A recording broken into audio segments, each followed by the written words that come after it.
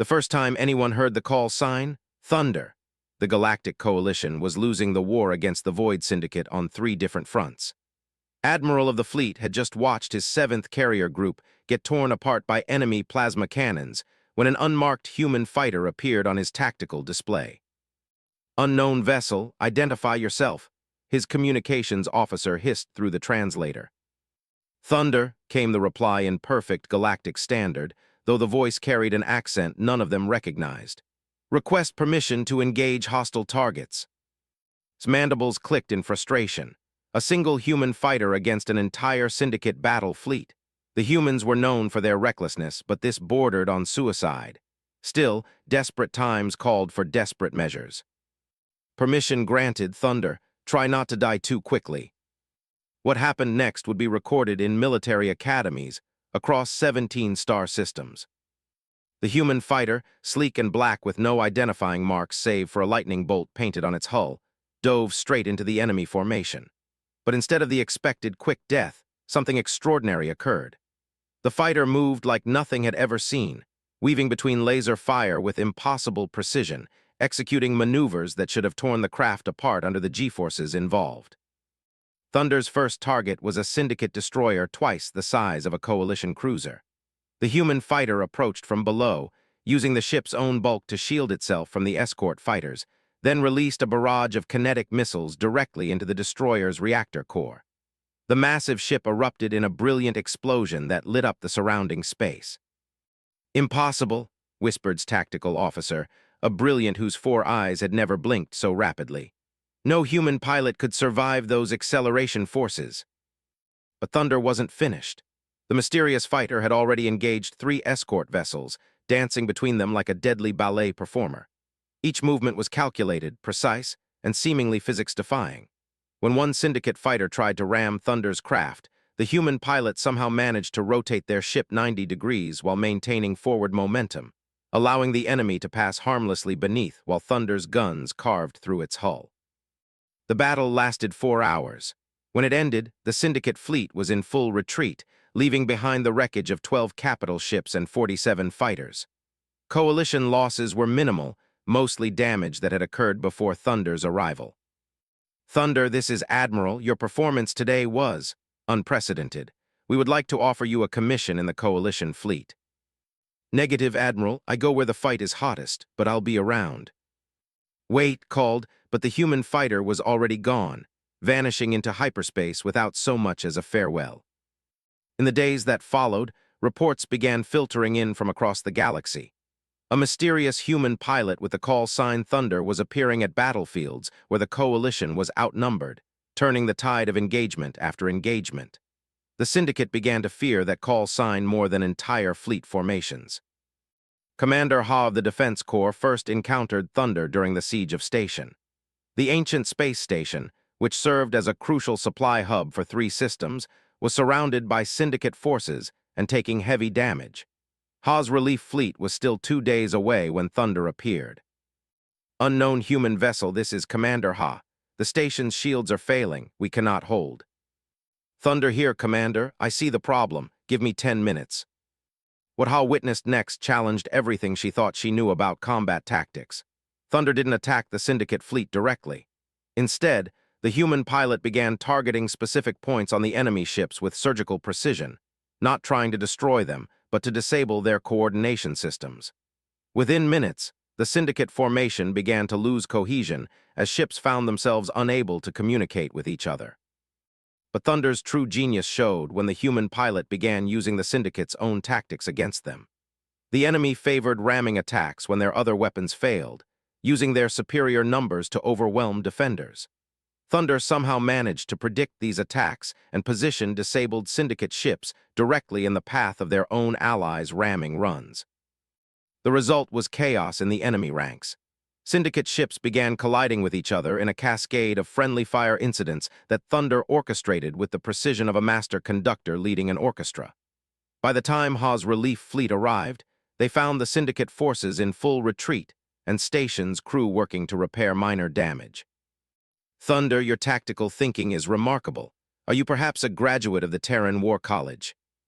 "Something like that, Commander. Stay safe out there." Again, the mysterious pilot vanished before anyone could learn more. Stories began to spread. A cargo captain swore he saw Thunder take on an entire syndicate patrol fleet single-handedly while protecting a refugee convoy. A vegan ambassador claimed Thunder had saved her diplomatic vessel from pirates using maneuvers that the laws of physics as we understand them. Gradually, a picture began to emerge of a pilot whose skills bordered on the supernatural. Doctor, attached to the Coalition's Fourth Fleet, was conducting research on a remote world when Thunder appeared during what should have been a routine syndicate raid. The attackers had disabled the research station's shields and were preparing to board when the familiar call sign crackled across the comm channels. But this time was different. Doctor, being human herself, was able to detect something others had missed, subtle variations in Thunder's speech patterns that suggested the pilot was female. More intriguingly, the way Thunder maneuvered her fighter reminded of someone she had known years ago, though she couldn't quite place the memory. "Thunder, this is Doctor. I'm human like you. Can we talk after this is over?" There was a long pause before Thunder responded, and when she did, her voice was carefully neutral. "Focus on staying alive, Doctor. We can worry about conversation later." The battle was typical for Thunder's engagements: swift, decisive, and seemingly impossible. The pilot used the planet's gravity well to slingshot her fighter around the moon and catch the syndicate ships from an unexpected angle. But what struck Doctor was how Thunder seemed to know exactly where each enemy ship would be before they moved there themselves. When the last syndicate vessel limped away into hyperspace, Doctor tried again to make contact, but Thunder had already gone. Later that night, as was reviewing the sensor data from the battle, she noticed something that made her blood run cold. Thunder's fighter had briefly come close enough to the research station for detailed scans, and the energy signature from the ship's reactor was unlike anything in Coalition databases. The power output was at least 3 times higher than any known human fighter, and the exotic matter readings suggested technology decades ahead of current capabilities. More disturbing was the biometric scan she had managed to capture during Thunder's closest approach. The life support readings showed a human pilot, but one whose biological markers indicated impossible stress tolerances. Heart rate during the most intense combat maneuvers never rose above normal resting levels. Brain activity patterns suggested a level of multitasking that should have been beyond human capability. Doctor filed her report with Coalition intelligence, but she never received a response. When she tried to follow up weeks later, she was told that no such report existed in their files. The legend of Thunder continued to grow. Syndicate forces began avoiding sectors where the mysterious pilot had been spotted, leading to the first Coalition territorial gains in months. Military historians would later mark Thunder's first appearance as the turning point in what had been a losing war. But questions remained. Who was this pilot? How did she always know where the fighting would be hottest? And most puzzling of all, how did one human fighter consistently achieve what entire fleets could not? Captain Sarah of the Coalition cruiser Harmony's Edge was about to learn some disturbing answers to those questions. Her ship had been assigned to investigate reports of a derelict vessel in the Outer Veil, a region of space known for gravitational anomalies that made navigation treacherous. What they found there would change everything the galaxy thought it knew about the pilot called Thunder. The derelict was human in origin, but its design was unlike any ship in Coalition databases.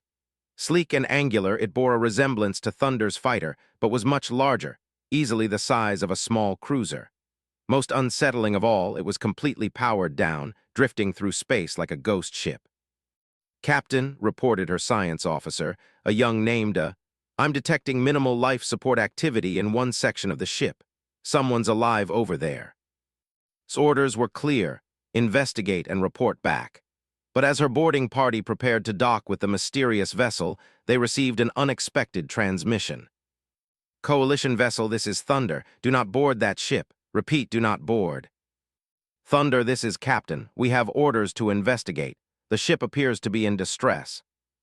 "Captain, please trust me on this. That ship is dangerous. I'm inbound to handle the situation personally." True to form, Thunder's fighter appeared on their sensors moments later, approaching from an angle that should have been impossible given the local gravitational fields. But as the mysterious pilot drew closer, Captain noticed something that made her question everything she thought she knew about their savior. Thunder's fighter was heavily damaged. Scorch marks covered its hull, and one engine was clearly malfunctioning. Whoever Thunder was, she had been in a recent battle, and from the looks of it, she hadn't entirely won. Thunder, your ship appears damaged. Do you require assistance? Negative, Captain. I can handle my own problems. Just keep your people away from that derelict. But was a career military officer, and something about the situation felt wrong. The derelict ship, Thunder's mysterious appearance, the obvious battle damage, it all suggested a story far more complex than anyone realized. She was about to discover that Thunder's greatest enemy wasn't the Void Syndicate. It was her own past. Captain watched through as Thunder's damaged fighter limped toward the derelict vessel. Despite her orders to maintain distance, couldn't shake the feeling that something was terribly wrong. The mysterious pilot who had saved countless coalition forces was clearly running from something, and that something was connected to the ghost ship floating in the outer veil. Captain, whispered Lieutenant Torres from the communications station, I'm picking up automated distress signals from the derelict. They're old, at least 5 years, but they're definitely human in origin. Can you decode them? Torres worked his console for several minutes before looking up with confusion written across his face. Ma'am, this is impossible. The ship's registration shows it as the HSV Prometheus experimental vessel commissioned by Terran Defense Corps in 2387. But according to our records, that ship was destroyed during the Battle of Wolf 359. Felt a chill run down her spine. Wolf 359 had been one of humanity's greatest disasters, an entire battle group lost to what military reports had classified as unknown hostile forces. The official story was that a new type of syndicate weapon had caught the human fleet off guard, but there had always been rumors of cover-ups and classified technologies. Ma'am, called her tactical officer, Thunder's fighter just docked with the derelict. She's gone inside. Made a decision that would haunt her for years to come. Can you tap into that derelict's external sensors without triggering any security systems? The young's tentacles danced across his console. I believe so, Captain. The ship's automated systems are still partially functional. What they saw on the maid's blood run cold. The interior of the Prometheus was a maze of advanced technology unlike anything in current human databases. Corridors lined with strange crystalline structures pulsed with an eerie blue light, and the walls themselves seemed to shift and flow like living tissue. Thunder moved through the ship with obvious familiarity, heading directly for what appeared to be the bridge. But she wasn't alone. Floating through the corridors were dozens of transparent figures, human in shape but clearly not alive. They followed Thunder like ghosts, reaching out with spectral hands that passed through her without effect. What are those things? Whispered Torres. Had no answer, but she was beginning to suspect that Thunder's mysterious abilities came with a price that no one had imagined. The bridge of the Prometheus was a nightmare of fused technology and organic material. Banks of computers grew from the floor like twisted trees, their screens displaying streams of data in languages that predated human space exploration. At the center of it all sat a massive crystalline structure that pulsed with the same blue light that illuminated the corridors. Thunder approached the crystal with obvious reluctance. When she placed her hand on its surface, her voice carried across the comm channels with a quality that suggested she wasn't entirely human anymore. Computer Initiate Containment Protocol 7. Authorization Thunder 11 Alpha. Authorization confirmed, responded a synthetic voice that sounded disturbingly like Thunder herself. Beginning consciousness transfer. Warning, this process will be permanent. Are you certain you wish to proceed? Do it. Watched in horror as the crystal began to pulse faster, and Thunder's body went rigid. The ghostly figures in the corridors suddenly became more solid, their faces taking on expressions of desperate hunger. They surged toward Thunder like a tide of the damned, but as they reached her, something unexpected happened. Instead of consuming her, they were absorbed into the crystal, their forms merging with the pulsing light. One by one, they vanished until only Thunder remained, slumped against the crystal structure. Thunder, respond, please, called over the comm. What just happened over there? When Thunder finally answered, her voice was different, older somehow, carrying the weight of terrible knowledge. Captain, you shouldn't have seen this, but since you have, you deserve to know the truth. Over the next hour, Thunder told her story, and began to understand why the mysterious pilot had never revealed her identity. The truth was more horrifying than anyone could have imagined. Thunder had once been Lieutenant Commander Maria Santos, one of the finest pilots in the Terran Defense Corps. 5 years ago, she had been part of an experimental program designed to create enhanced human soldiers capable of fighting the growing syndicate threat. The Prometheus had been equipped with alien technology salvaged from a derelict ship found in the Outer Veil, technology that promised to give human pilots superhuman reflexes and tactical awareness. The experiment had worked too well. The alien technology was a form of consciousness transfer system designed by a long-dead race called the Eternal Vigil. They had been warriors who faced extinction by uploading their minds into crystalline matrices, allowing them to continue fighting even after their bodies died. The system was meant to create perfect soldiers who could learn from every battle, accumulating knowledge and skill across multiple lifetimes. But the Vigil had made one critical mistake. The consciousness transfer was addictive. Each time a warrior died and was reborn, they lost a piece of their humanity. Eventually, they became something else entirely, beings of pure tactical instinct with no connection to the lives they were supposedly protecting. When the Prometheus tested the system, the crew had been linked to the Vigil Matrix. Maria Santos and 47 other volunteers had their consciousness enhanced by the experiences of ancient alien warriors. The boost in capability was extraordinary. They could pilot ships with superhuman skill, predict enemy movements with uncanny accuracy, and survive G-forces that would kill normal humans. But there was a price. Each time they died in battle, the system would transfer their consciousness to a new clone body. With each death and rebirth, they lost more of their humanity until they became something the original Maria Santos would have considered monstrous. The Battle of Wolf 359 had been the end of the program. The enhanced pilots had become too alien, too disconnected from human emotion and morality. When they started viewing their own allies as expendable resources in pursuit of tactical advantage, the military had tried to shut down the project. The pilots had rebelled, using their superhuman abilities to destroy most of the fleet before the survivors could escape. Maria Santos had been the only one to retain enough humanity to realize what they had become. She had managed to trap the other enhanced pilots in the Prometheus's matrix system, but she couldn't bring herself to join them in oblivion. Instead, she had taken one of the experimental fighters and disappeared into space, carrying with her the accumulated tactical knowledge of dozens of lifetimes and the guilt of what she had become. For 5 years, she had fought the Syndicate under the call sign Thunder, using her enhanced abilities to save coalition forces while struggling to maintain what little humanity remained to her. Each battle brought her closer to the alien mindset that had consumed her comrades, but she continued fighting because it was the only way she knew to make amends for the destruction she had helped cause.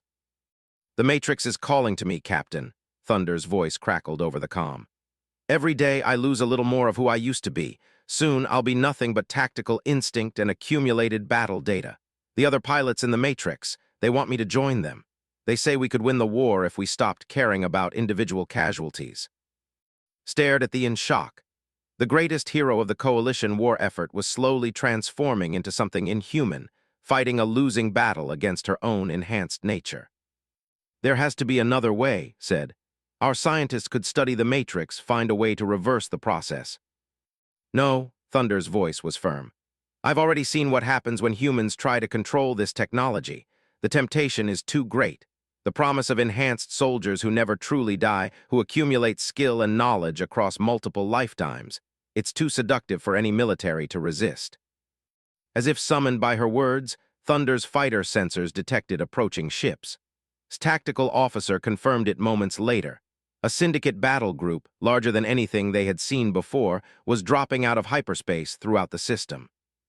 "They've found us," Thunder said grimly. "The Syndicate has been tracking the Prometheus for years. They want the consciousness transfer technology for themselves." Looked at her tactical display with growing horror. 18 Syndicate capital ships, supported by over 100 fighters, were moving to surround both the coalition vessel and the derelict. Even with Thunder's abilities, the odds were impossible. "Captain, get your ship out of here. This isn't your fight." "Like hell it isn't," snapped. "You've saved coalition forces dozens of times. We're not abandoning you now." But Thunder was already moving. Her damaged fighter disengaged from the Prometheus and accelerated toward the approaching enemy fleet. What happened next would be remembered as either the greatest tactical victory in human history or the most tragic sacrifice in the annals of war. Thunder's fighter, still limping from its previous damage, dove directly into the center of the Syndicate formation. But instead of engaging in conventional combat, she began something that looked like a complex dance. Her ship wove between enemy vessels in patterns that seemed almost ritualistic, drawing the Syndicate forces into a specific formation. "What is she doing?" whispered. Her question was answered moments later when Thunder triggered a massive explosion inside the Prometheus. The derelict ship, loaded with exotic technology and unstable alien power sources, became a weapon of unprecedented destructive force. The explosion rippled outward in waves of distorted spacetime, catching the Syndicate fleet in a gravitational cascade that tore their ships apart at the molecular level. When the energy storm finally dissipated, the entire Syndicate battle group was gone. So was the Prometheus, its alien secrets finally destroyed. And floating alone in space, badly damaged but still intact, was Thunder's fighter. His crew worked frantically to bring Thunder aboard before her life support failed. But when they opened the cockpit, they found something that would change the course of the war. Thunder was unconscious, her vital signs barely registering on their medical scanners. But the most disturbing discovery was what their doctors found when they examined her. Maria Santos was dying. The consciousness transfer system that had kept her alive through multiple deaths was finally failing, and this time there would be no rebirth. As Thunder drifted in and out of consciousness in the medical bay, she whispered fragments of tactical data that Coalition intelligence would spend months decoding. Battle plans, Syndicate weaknesses, strategic insights gained across dozens of lifetimes. All of it was spilling out as her enhanced mind began to shut down. But mixed in with the tactical data were glimpses of the woman she had once been. Memories of Earth, of friends and family she had lost when she became something more and less than human. For brief moments, Maria Santos would surface from beneath the tactical persona of Thunder, speaking of regrets and lost chances and the terrible loneliness of being the last of her kind. Doctor, the ship's chief medical officer, pulled Captain aside after his third examination. "Captain, I don't understand what's keeping her alive. By all rights, she should have died hours ago. Her neural patterns are unlike anything I've ever seen. It's as if her brain is running multiple consciousness streams simultaneously. Can you save her?" "I don't know if she wants to be saved. The data suggests that this enhancement has been slowly killing her for years. She's been fighting not just the Syndicate, but her own transformed nature. I think part of her sees this as a release." Stood by Thunder's bedside, watching the woman who had saved countless lives struggle with her final battle. The pilot who had been a mystery to the galaxy was finally revealed as someone who had sacrificed everything. Her identity, her humanity, her very soul to protect others from the mistakes of her past. But Thunder's story wasn't over yet. In her delirium, she spoke of something that would change the course of the war: hidden Syndicate facilities, secret weapons programs, and a final gambit that could end the conflict once and for all. The question was whether she would live long enough to see it through. Thunder died 3 times in the medical bay of the Harmony's Edge before Doctor finally stabilized her condition. Each time her vital signs flatlined, the medical equipment registered something impossible: brief spikes of neural activity that suggested her consciousness was somehow existing independently of her biological functions. It was as if the alien technology had fundamentally changed what it meant to be human. On the 4th day, she finally opened her eyes.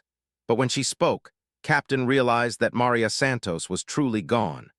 What remained was something between human and alien, carrying the accumulated memories of the eternal vigil warriors who had shaped her enhanced mind. "Captain," Thunder's voice was different now, carrying harmonic overtones that seemed to come from multiple sources. "I need to show you something before it's too late." Despite Doctor's protests, Thunder insisted on accessing the ship's holographic display system. What she projected into the air above her medical bed was a 3-dimensional map of Syndicate space, marked with locations and tactical data that no Coalition force had ever seen. The Prometheus wasn't just carrying consciousness transfer technology, Thunder explained, her words coming in rapid bursts as if she was fighting to communicate while she still could. We discovered something else in the alien archives, the location of the Syndicate's true command center. The hologram zoomed in on a region of space that Coalition charts listed as uninhabited. But according to Thunder's data, it housed a massive installation hidden inside an artificial asteroid field. More disturbing was what the facility was designed to do. They call it the Genesis engine, Thunder continued. It's a terraforming system designed to remake entire star systems according to Syndicate specifications. But that's not the worst part. The engine requires organic matter to function, specifically sentient organic matter. They're planning to process the populations of conquered worlds as fuel for their expansion. Felt sick as the implications became clear. The Syndicate wasn't just trying to conquer Coalition space. They were planning to harvest its inhabitants on an industrial scale. How many worlds? She asked. If they complete the Genesis engine, they can process an entire inhabited system in 6 months. The Coalition has 47 populated worlds. Do the math. The strategic situation was even worse than had feared. According to Thunder's data, the Syndicate had been playing a long game, allowing the Coalition to believe they were fighting a conventional war while actually preparing for systematic genocide. The recent increase in Syndicate activity wasn't desperation. It was preparation for the final phase of their plan. There's more, Thunder said, her breathing becoming labored. The consciousness transfer technology, the Syndicate already has a version of it. That's how they've been coordinating their forces so effectively. Their commanders don't die permanently. They just transfer to new bodies and continue fighting with all their accumulated experience. Realized with growing horror that the Coalition had been fighting an enemy that learned from every defeat, while their own tactical knowledge died with each fallen commander. No wonder the war had been going so badly. What do we do? Asked. How do we fight an enemy that can't truly die? Thunder's enhanced eyes focused on something beyond the physical world. There's a way. The Genesis engine has a weakness. The alien race that built the original consciousness transfer technology, the Eternal Vigil, they left something behind. A virus, embedded in the deepest layers of the system. It was designed to be their final weapon if they ever faced an enemy that stole their technology. The hologram shifted again, showing complex mathematical formulas and programming code that seemed to writhe and change even as watched it. The virus doesn't just destroy the consciousness transfer system, Thunder explained. It spreads through any network connected to it, seeking out and destroying all copies of the stolen technology. If we can introduce it to the Genesis engine, it will propagate through the Syndicate's entire command structure. But there's a catch, isn't there? Could see it in Thunder's expression. The virus has to be manually introduced to the core of the Genesis engine. Someone would have to get inside the facility, reach the central processing matrix, and upload the virus directly. Given the security around the installation, it would be a suicide mission. Studied the tactical data surrounding the hidden Syndicate base. The asteroid field was protected by defensive platforms that could vaporize entire fleets. The facility itself was built inside a hollowed-out planetoid with armor plating thick enough to withstand planet-killer weapons. Getting a single ship inside would be nearly impossible. Unless, Thunder continued, reading's thoughts with the enhanced perception that came with her alien modifications. You had a pilot with the accumulated tactical knowledge of multiple lifetimes, and a fighter equipped with stealth technology reverse-engineered from Vigil designs. No, said immediately. You're barely alive as it is. I won't let you commit suicide for a plan that might not even work. Thunder smiled and for a moment caught a glimpse of the woman Maria Santos had been before the war changed her. Captain, I've been dead for 5 years. Everything I've done since the Prometheus incident has been borrowed time. At least this way, my death might actually mean something. But Thunder's plan was more complex than a simple suicide run. Using her enhanced tactical abilities, she had identified a narrow window of opportunity. Once every 37 days, the Genesis engine performed a system-wide diagnostic that temporarily lowered the defensive grid around the facility. During that 4-hour window, a sufficiently small and stealthy vessel could theoretically reach the installation undetected. The next diagnostic window was in 6 days. Spent those 6 days trying to find an alternative, but Thunder's analysis was ruthlessly thorough. Any fleet large enough to assault the facility would be detected long before reaching the target. A conventional strike would only warn the syndicate to relocate their operation. The virus upload had to be done manually from inside the Genesis engine's core. On the morning of the sixth day, Thunder discharged herself from the medical bay against doctors' furious protests. Her fighter had been repaired using Coalition technology, augmented with theoretical improvements from Thunder's enhanced memory. The result was a ship that existed on the bleeding edge between human engineering and alien science. "Captain," Thunder said as she prepared for departure, "there's something else you need to know. The virus, it's not just going to destroy the Syndicate's consciousness transfer network. It's going to destroy mine too. When I upload it, every trace of the Vigil enhancement will be purged from my system. Maria Santos will finally get to die as herself." Watched from the bridge as Thunder's fighter launched from the Harmony's edge and disappeared into hyperspace. Sensors tracked the ship for 3 hours before losing contact at the edge of Syndicate space. After that, there was nothing but silence. The Coalition fleet received Thunder's final transmission 18 hours later, broadcast simultaneously across every military communication channel in known space. Her voice, now purely human without the harmonic overtones of alien enhancement, carried across the galaxy with a clarity that suggested she had finally found peace. "This is Lieutenant Commander Maria Santos, Thunder, to all Coalition forces. The Genesis engine has been destroyed. The Syndicate command structure is collapsing as their consciousness transfer network fails. The enemy fleet formations are breaking up as commanders lose contact with their uploaded backup personalities. Press your advantage now while they're confused and disorganized." The transmission included detailed tactical data on Syndicate fleet positions throughout known space, compiled with the precision that had made Thunder legendary. But more than that, it included something the galaxy had never heard from the mysterious pilot: her real name, her service record, and a brief message to anyone who might remember Maria Santos from before she became something more than human. "To my family, if any of you are still alive, I'm sorry I couldn't come home. To my fellow pilots, fly safe and never forget that the people we protect are what make us human. To the Coalition, the war isn't over, but you have a real chance now. Don't waste it." The transmission ended with coordinates for the destroyed Genesis engine facility and a final piece of intelligence that would prove crucial in the weeks to come: the location of the Syndicate's backup command centers, along with tactical analyses of their defenses. Admiral, the first Coalition commander to witness Thunder's abilities, led the fleet that investigated the Genesis engine coordinates. What they found was a debris field that stretched across 3 million cubic kilometers of space. The massive Syndicate installation had been completely destroyed, along with its defensive fleet. At the center of the destruction, they found the wreckage of a single human fighter. There was no trace of the pilot's body, but analysis of the debris revealed something that would be added to Maria Santos's service record. She had lived just long enough after uploading the virus to confirm its successful deployment. Her last act had been to transmit the tactical data that would allow the Coalition to exploit the resulting chaos in Syndicate ranks. The war didn't end immediately. The Syndicate still had fleets, resources, and the capacity to fight. But without their consciousness transfer network, their commanders were mortal again. They made mistakes, lost institutional knowledge when leaders died, and gradually found themselves outmaneuvered by Coalition forces who had learned to adapt their tactics based on Thunder's final intelligence gift. The turning point came 8 months later at the Battle of Prime.